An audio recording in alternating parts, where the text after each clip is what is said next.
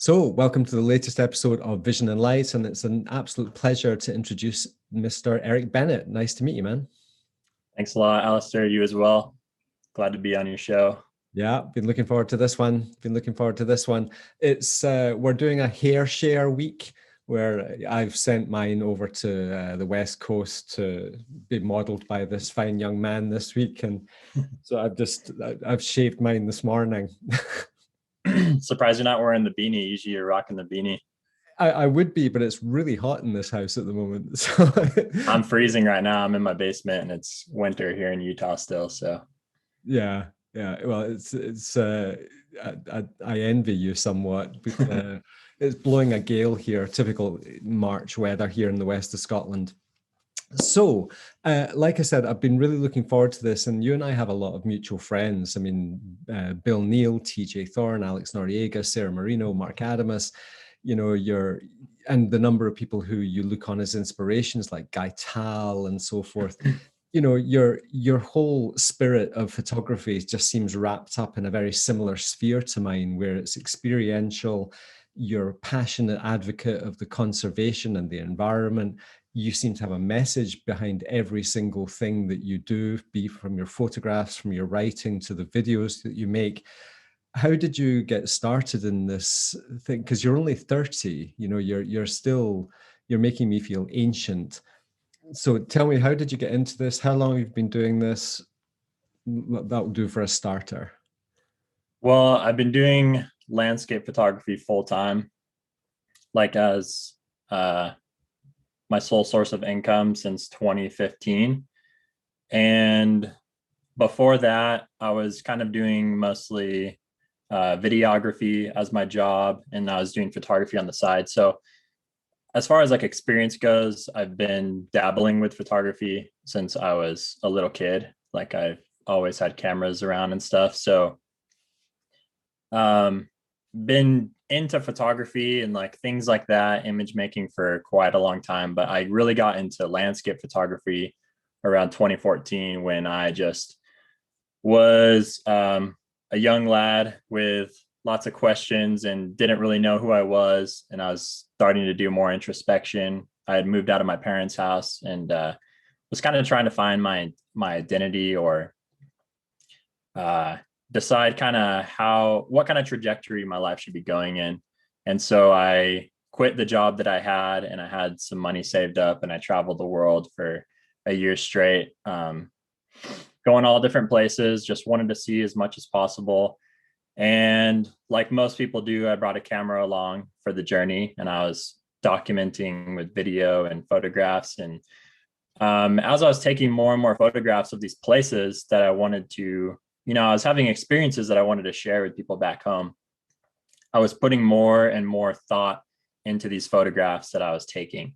And obviously, when I saw something amazing or I experienced something that was really incredible, I wanted people to be able to get a glimpse of that in the photographs I took.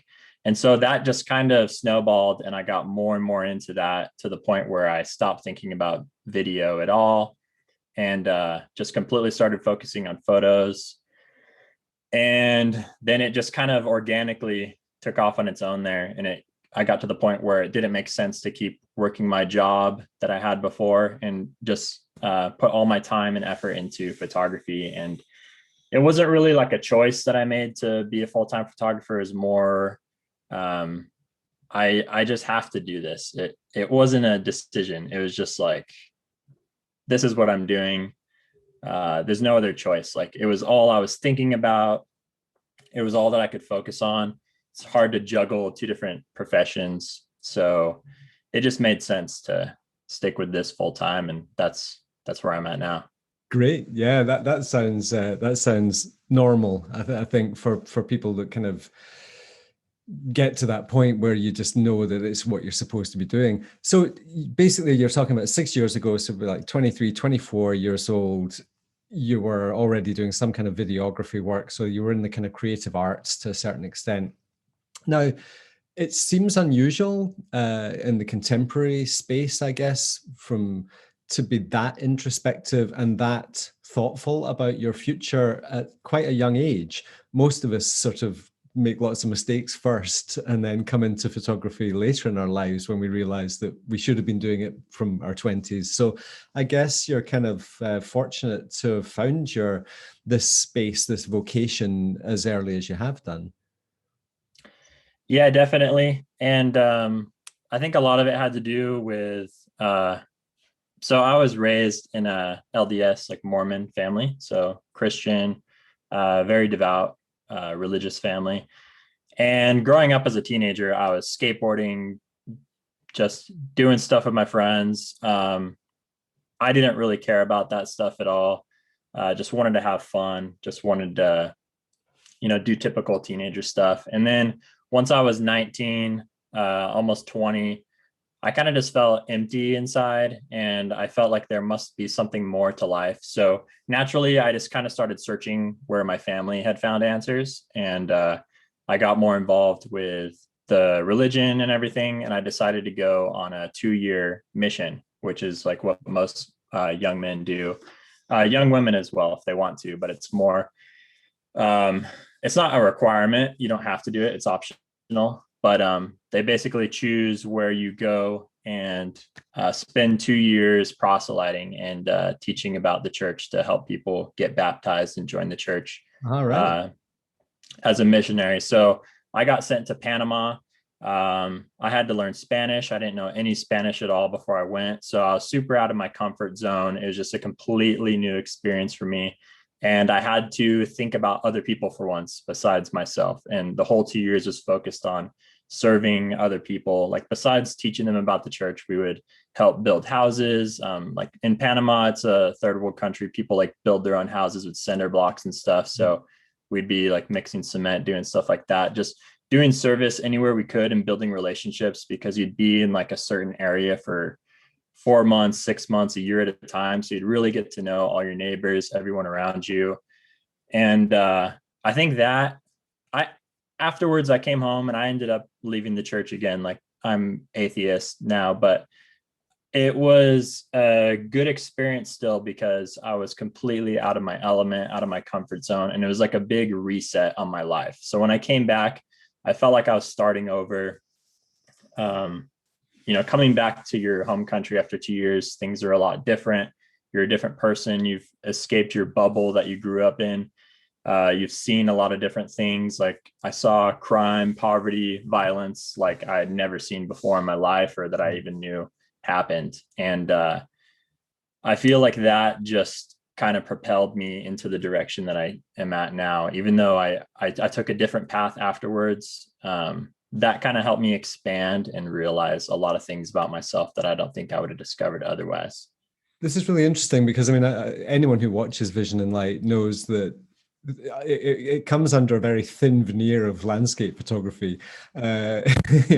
It's kind of a photography related show, I guess. But my argument is that all creativity is created in here. It's our relationship with the landscape, it's our perceptions, it's our beliefs and our faiths and our spirituality and how we want to articulate ourselves. So I was very interested with that story about how you did that. And then obviously you went and traveled around the world for a year after that. Because I've noticed on your writing, you seem to reference the Buddha fairly frequently as well. And it's any form of spirituality or faith is really just our manifestation of our relationships with our surroundings in a way, I guess. So it seems natural that landscape photography is becoming a very powerful voice for you. Would you say now that landscape photography is the sort of your primary expressive output? Yeah, I would definitely say that. I also, I really enjoy writing as well, but if I wasn't a nature photographer, I don't know if I would write just that all on its own. I feel like it's something that accompanies my photographs to tell a broader story, to educate people more on what they're looking at, because I love like reading biology, philosophy, And in a photograph, it's I don't want to say one dimensional, but you're limited to a visual experience, right? So if you can add writing to it as well, you can tell a bit more about what it is you're photographing, and you can maybe express the value it has or draw people's attention to it more. Like there's so many fascinating things in nature that we are just barely discovering. Right. And I think that has helped me have a deeper, stronger relationship and appreciate it more by learning those things myself. So I try to pass those on along with my photography. But I don't know if like all on its own, I would still do it. It's, you know what I mean? Yeah. Anyone who watches this show knows that I never have a script, and the direction of the conversation is like trying to chase a phantom through a forest. You know, it's multidimensional. And what I tend to do is I tend to listen to what you're saying, and then there's little things that just pop up that kind of, they're like fish hooks for me, where they just really they spark my enthusiasm for the conversation, really. And I think this is where the strength of having just a proper conversation lies in all of this, is that we can just talk. Because the thing I'm most interested in, because I've seen a lot of your photographs, I've seen or read rather a lot of your writing, and that little comment that you just made there about photography being a purely visual experience, I'm curious about just pursuing that one for a short while, because for years and years I got really hung up on the articulation of intent within photography. So I could look at that aspen scene behind you, and there are certain things that are being said: cold, winter, bleak, sort of empty in a way. There are some messages that are coming through, but as soon as you start writing along with it, you're very much shaping that narrative.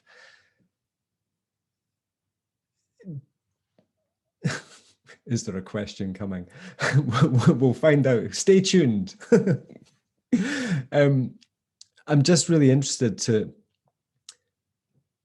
when you're working with imagery, is there a narrative that's going on in your mind? Like, let's say you're working with a raw file. Is there a narrative shaping itself? So when you see an image in your Lightroom catalog or whatever, is there somehow a spark of recognition there that then leads you into this narrative that builds as you're with the photograph? And then does that become the story?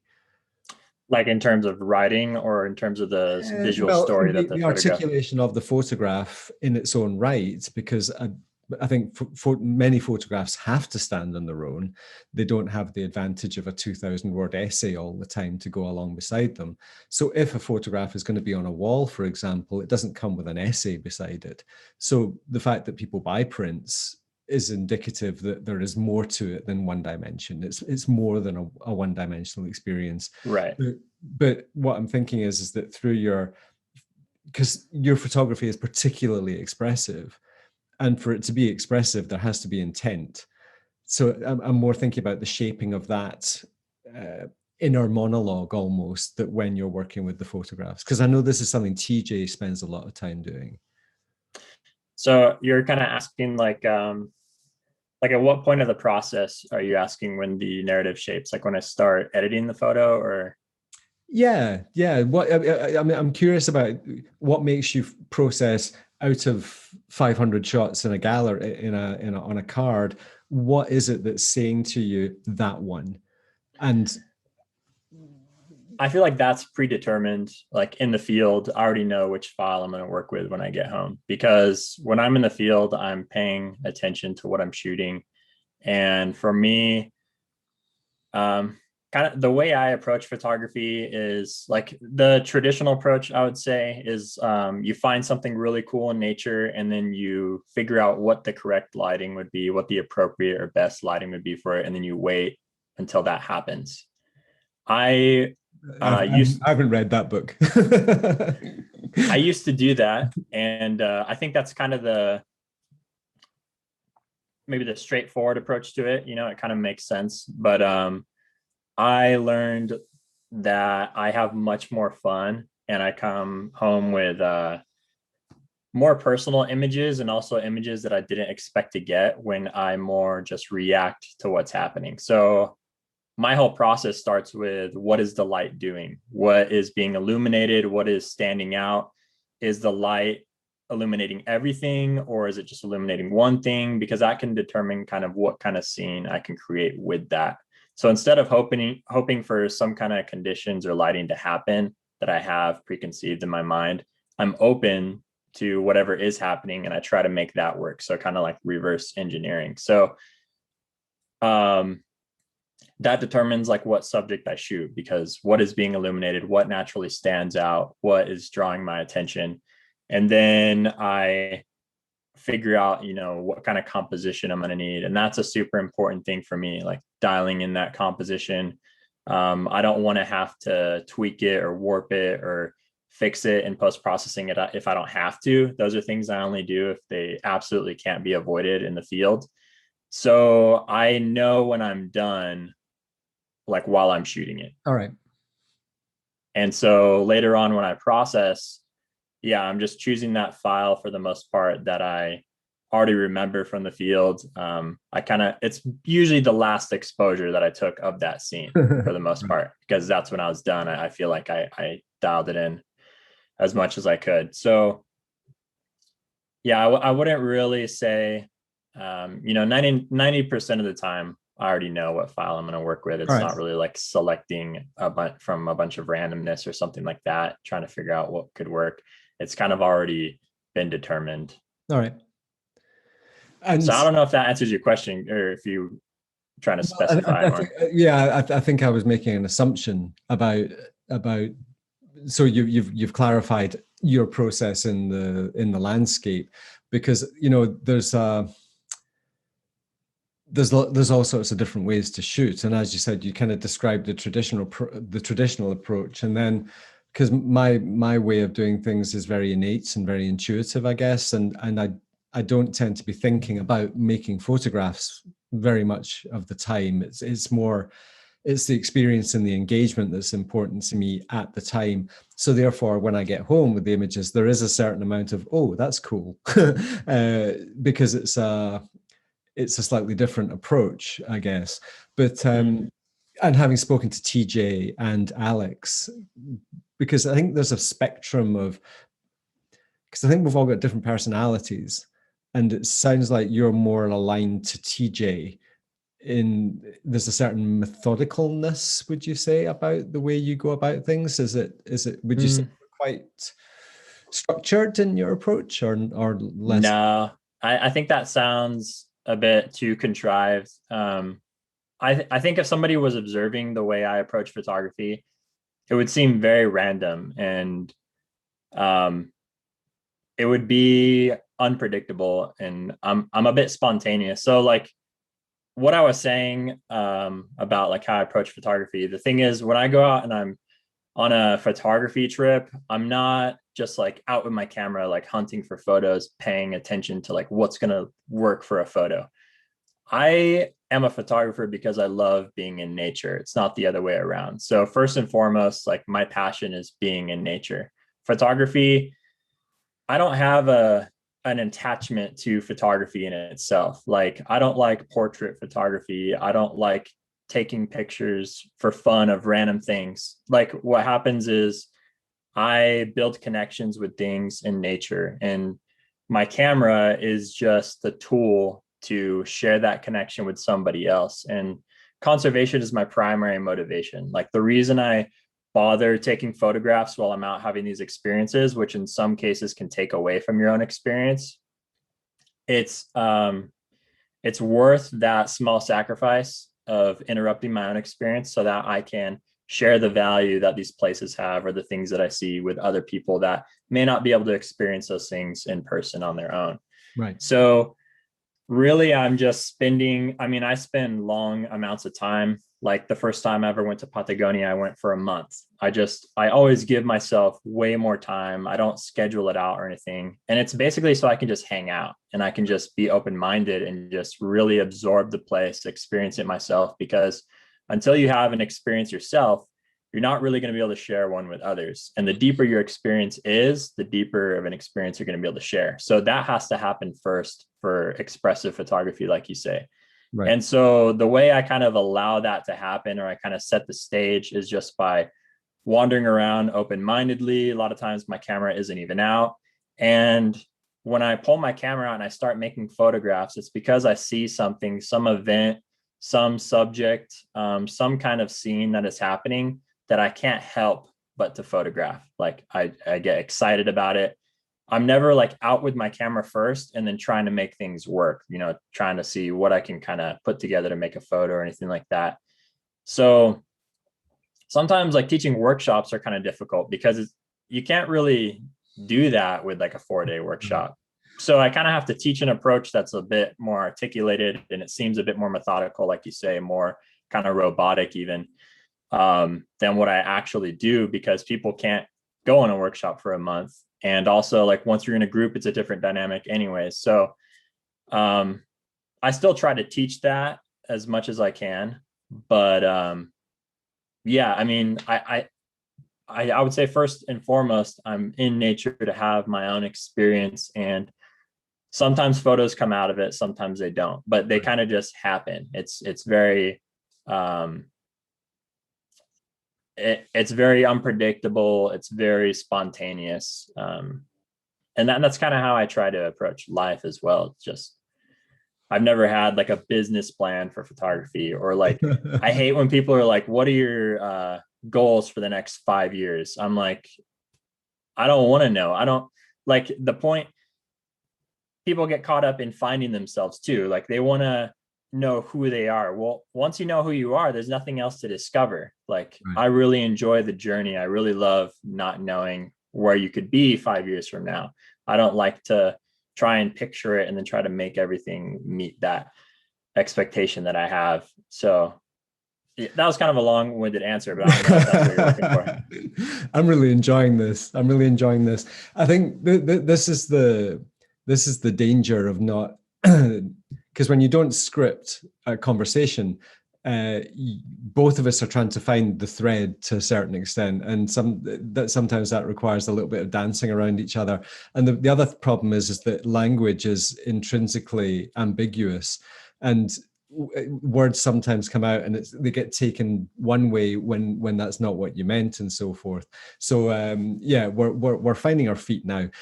What you've just described is it's almost like the zen of motorcycle maintenance. You know, you've absolutely hit the nail on the head, which is professional landscape photographers, and in my experience of the people who've been on this show generally, are people who make photographs primarily because they're fascinated and totally in love with nature. And it's almost like a force field that's driving us forward to make these photographs and to share this passion. Do you meditate by any chance? I wouldn't say like, oh yeah, I meditate, because I don't have like a disciplined schedule. I wish I did every day. Whenever I do it, I always experience benefits. But I wouldn't say I have like a daily practice of meditating. I do practice mindfulness probably every day. I try to do only one thing at a time. I always try to be present. I always try to have, you know, it's kind of like moving meditation, you know, not literally just sitting down and actually meditating. It's more just practicing mindfulness, which a lot of people consider meditating now, but they're two different things. Well, yes, but so yeah, I wouldn't say like in the strict sense that I meditate every single day, but I do practice mindfulness every single day. Obviously, forest bathing is a particularly mindfulness driven pursuit, because you know, I was reading your article earlier on about that, and do you think this is, I mean, I consider landscape photography to be one of the most powerful mindfulness practices out there. I think it is a real opportunity to be present. And do you see parallels between people chasing enlightenment and people chasing creativity? Um, I mean, what does it mean to chase creativity? I guess like that would be trying to be creative, but that would be, I think what my point is think that people, I get the impression that people strive to find their creativity. yeah. And like Buddhist monks, the funny thing is like in Buddhism, you have like Satori and, these moments of enlightenment that just come on their own. They can't be coerced, they can't be forced. And yet you have Buddhist monks that sit in monasteries their entire lives waiting for it. So it's kind of like, what's the word? It's contradictory Right. to what they're teaching or what they believe in. So like creativity, as long as you're trying to be creative, as long as you're making an effort for it, I don't think it's going to happen. You're kind of working against it by doing that. So I think a lot of people do pursue them the same way, but I wouldn't say like that's the correct pursuit. I think as long as you're pursuing it, it's not going to happen. It's something that unfolds on its own. Once you sit down, like you can set the stage for it. When I encounter like writer's block, or when I want to be making photos, maybe because, maybe I've traveled somewhere really far, there's a lot more money invested, and, maybe you at least want to come home with one image. Instead of going out and trying to work hard with my feet and, run around and try to see all these different things and really like physically work at it, I will just sit and I'll observe my surroundings, and I'll just try to be as mindful and attentive as I can and wait until something happens that draws my attention. So when I'm not feeling creative, I try to set the stage for creativity, and I try to empty my mind. I try to go relax, take a bath, and just sit there. I think a lot of people struggle with creativity because they don't allow themselves to be bored. You need to sit and do nothing sometimes so you can create space for it. You need to empty yourself so that creativity can unfold within you. Otherwise, there's too much noise going on, too much clutter, and it's not conducive to that kind of thing. One of the things I'm really finding fascinating about it never ceases to amaze me how much I enjoy these conversations. I mean, I truly, truly enjoy them, and for a myriad of reasons. I mean, obviously, I can look at your photographs and they move me. I can read your words and they move me. And the thing that I'm finding is we've got people like Bill Neal, who is 40 plus years in the business. I think I turned pro about just over 10 years ago, but was part of a peer group of like Guy Tal and Adam Gibbs and maybe Mark Adamus and so forth. And now there's a whole bunch of younger photographers coming up. And there seems to be a larger percentage of really tuned in younger photographers. There's yourself, Doran Bofan out in Romania, Theo Bosboom in Holland. There's a whole, there's Andrea Pozzi in Italy, guys that are just people, rather, not guys, people who really have an understanding, a depth of understanding that I don't think I had 20 years ago. I think photography has allowed me to grow as a person to the point where I now understand all of this stuff. But you guys, you seem to have developed this at really quite a young age, and I find that incredibly impressive. But equally, it seems to me as if photography is in good hands these days, because I think 30 years ago, there was a bunch of tired old professionals who had the whole thing sewn up. They were selling all the prints, they were running all the workshops, they were doing all the National Geographic articles. And there was a few people who were trying to break the mold, like Galen Rowell and Bill Neal, I suppose. But I guess I'm just getting a roundabout way of sort of complimenting you further by basically saying your whole approach to the planet's well-being and your responsibility to in all of that. So what do you hope to achieve with your photography in terms of how can we promote this wellness that we're trying to? Sorry, that's a real long ramble of mine. So No, I appreciate the compliment, like you said earlier. But before I answer your question, I wanted to say, us younger photographers, like we really stand on the shoulders of giants. And um, I think most of the things that I could be credited for, a lot of that I learned from looking at work like photographers like you and Guy Tall, William Neal, Charlie Kramer. Um, I don't want to say older guys, but guys that have been around longer that have decades more experience than we do. There's something to be learned from those guys, as always. And it's not to say that photography can't progress and that it can't get better than that, or like that's the end all be all. But we get to start at a better place than you guys did. We have so many examples of deep, thought-provoking imagery that we don't necessarily need to emulate or copy, but it gives us a starting point. It kind of gives us a standard to meet. And that's just always what happens in everything. Like I grew up skateboarding. I still skateboard a lot and I love it. But skateboarding now is crazy. Like when I first started, it took me like years to learn how to ollie, like which is like the most basic trick on a skateboard. It took me years. And then kickflip, forget it. Like took forever. Then after that, like it started getting a little faster with my progression.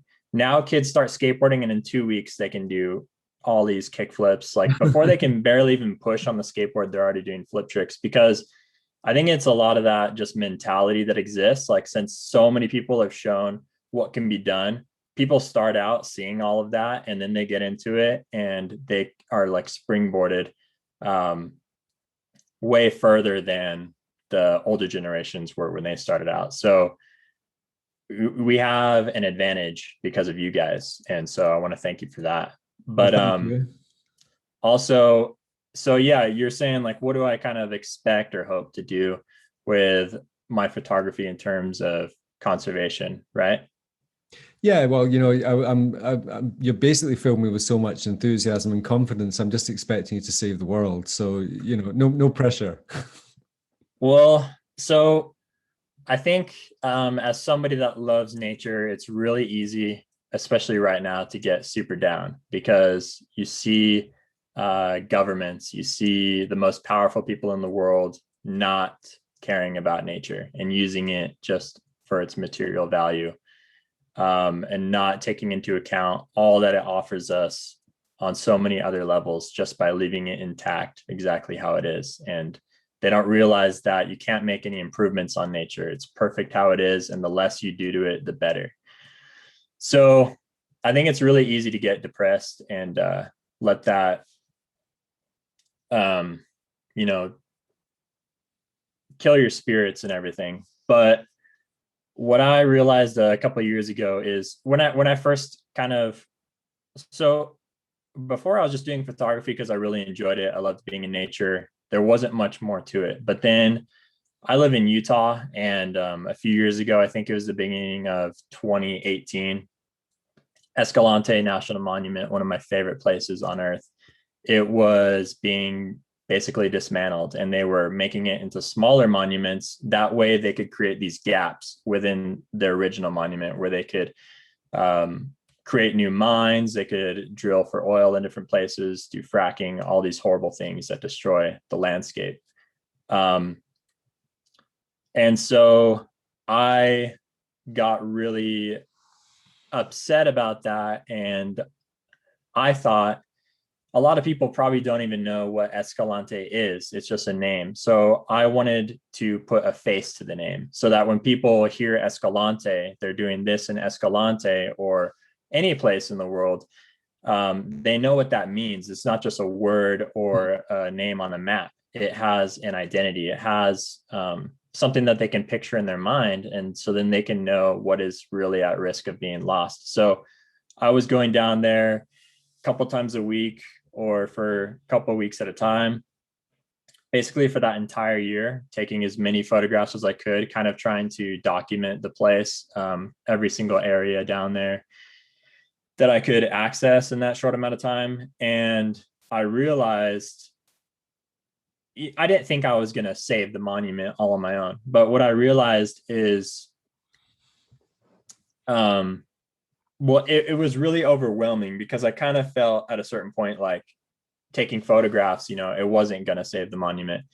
And I came to that realization that all on my own, I wasn't going to be able to do it. So then I was thinking, like, what else could I be doing? Should I be doing protests? Should I be organizing events? Should I be doing all these other things that go, like petitions that go into saving natural places? But I realized if I did that, I would be stretching myself so thin and it wouldn't be possible. There are other people that have gifts for doing those kinds of things. I realized that my gift, my small part, is photographing these places in a way that other people might not see them. Other photographers might not be able to photograph them and show more sides of these places, convey deeper experiences, and convey the value that they have in their pure and natural states.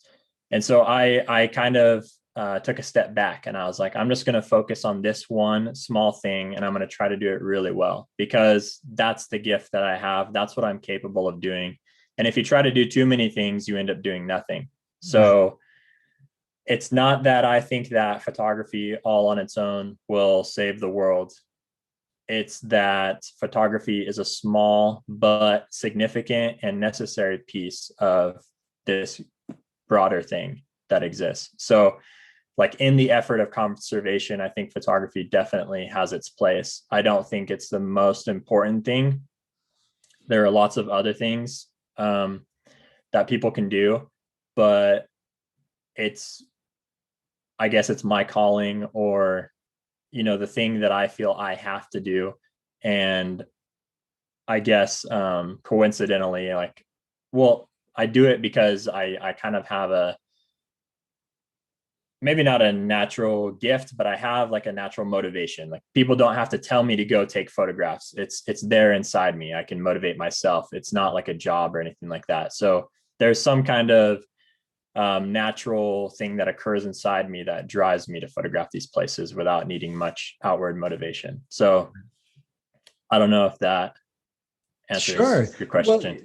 Well, I think I've spent an awful long time thinking about why I make photographs and what's the point. I think when I first started out in the sort of early 2000s, I suppose, sort of seriously making photographs, and the internet was becoming a more significant place back then. There was a drive to become popular. Was a driving force quite early on, and because there was less people doing it, you could make an impact. I mean, I was working in the Himalaya almost exclusively, photographing 8,000-meter peaks under the moonlight. So I kind of had a niche that was quite rare, I suppose. But we're at a situation now, and I think where this whole answer comes into the kind of contemporary situation is that becoming popular now is very hard because there's so many amazing photographers. I mean, you shake a tree in Oregon and 10 professional photographers fall out of just that one tree.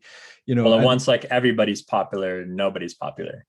Right. Yeah. It's and then we get all these little niche trends and people sort of going to certain places to take certain types of shots because they are popular.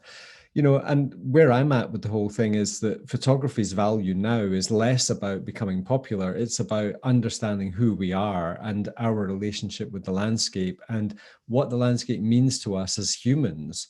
And I think this is the contemporary value of photography. Above and beyond the individual photograph comes the experience and our growth and our path to enlightenment, where enlightenment and creativity are synonymous, and we enlighten ourselves by being creative and personally invested in that act, in that place. Mm-hmm. So I get terribly enthused when I talk to people like you and TJ and Sarah Marino and Bill Neal, of course, is this amazing guy because he's not a young buck anymore. He's an elder statesman almost of land. I mean, he makes me feel young. So again, thank you very much for kind of acknowledging we don't live in a vacuum, but equally that works both ways. It's not just the older generation that we stand on the shoulder on. You are also providing a foundation that us older guys can feel more secure on our feet, because we're not alone. You know, we know that there's a growing core of people who believe in this type of photography, you know, photography beyond the value of a photograph. So that's amazing. What we'll do is we'll pull this first part to a close, because this will be going out in two separate parts. So we'll close this one. And in the second part, we're going to talk about your new book, Conversations with Nature. That's right. Yeah. And William Neal wrote the foreword. And yeah, you call him William because you're younger. I get to call him Bill, you see. I call him Bill when I talk to him on the phone and stuff, but yeah, you're just far more polite than I am. So thanks very much for part one, and we'll take a short break and then we'll crack on with part two.